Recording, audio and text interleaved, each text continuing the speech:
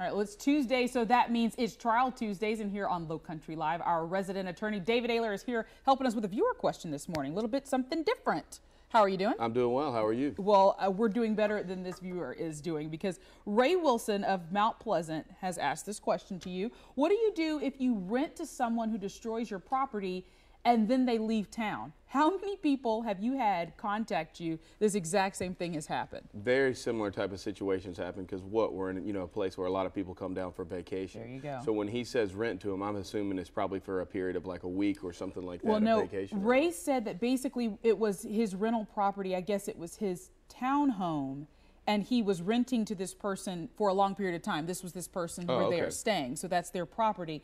And I guess Ray also, because he gave us a lot of information, Ray said the carpet was ruined in all of the rooms. There was trash left behind. They even had pets in there. And in the lease, it said you couldn't do any of those things. Right. So then what does Ray do? Well, the first thing you'd hope is that Ray has a security deposit, because that's going to be the first way that you can try to recover from any of the damages, particularly if the people have left.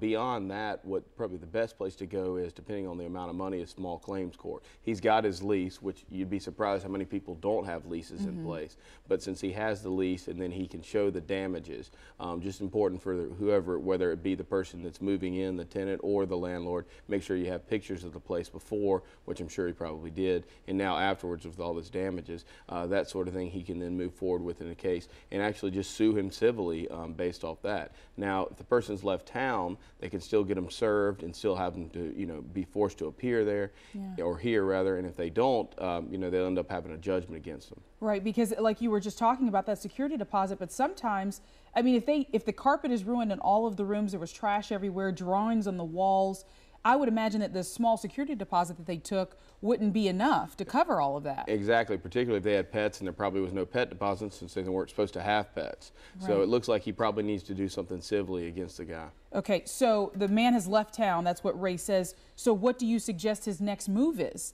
I mean, how do you find this person if you didn't even know that they had left out of the room? Right. Well, that could be a little bit difficult depending on it, but if he has some references from when the guy originally signed the lease, a lot of times people don't realize that's what those references are for. If you need to go back and try to find someone, he could call those references and say, hey, I need to know where this person is. You told me that this was a good guy or a good girl or a good family. Here's what's going on. I need to know where they are. Or you could just call them and say, hey, I'm looking for this person. I got their mail I need to forward, just to covertly figure it out. But once you can find the person's location, no matter where it is in the United States, you can have somebody, a process server, serve them there, and then, they'd be subpoenaed back to court here. Okay, well, Ray, there's your answer. Hopefully we answered the question for you. Also along the same lines, talking about people moving, what do people do, and this is another viewer question that we did have last week, what do people do if, let's say, you move, all right, you paid movers to move you, and then you find after the movers have left, a lot of your furniture is damaged, whether it's some of the wood is taken off, it's chipped, it's broken, what do you do? Well,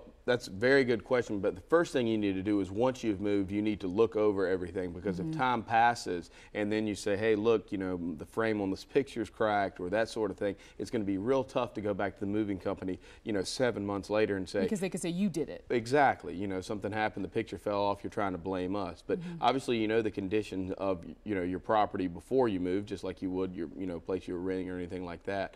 Most moving companies have a full disclosure policy, meaning that if they actually chip something or they break something, they have to tell you and then reimburse you for it. Any good reputable moving company would have that policy. And then also, if you find something that, hey, the guys might not have noticed, but this came off or that sort of thing. So the most important part is, once you get settled in, which of course on top of the list of everything else someone has to do, is look over all your stuff. And then make sure before they even move you that they have that full disclosure policy. Absolutely. If they don't have a policy, then it's probably not a reputable moving company. Got it. Well, David Aylor, thank you so very much. You've answered 2 viewer questions today. We do appreciate it. Thanks for having me. All right, well, more Low Country Live coming up right after this break. Stay with us.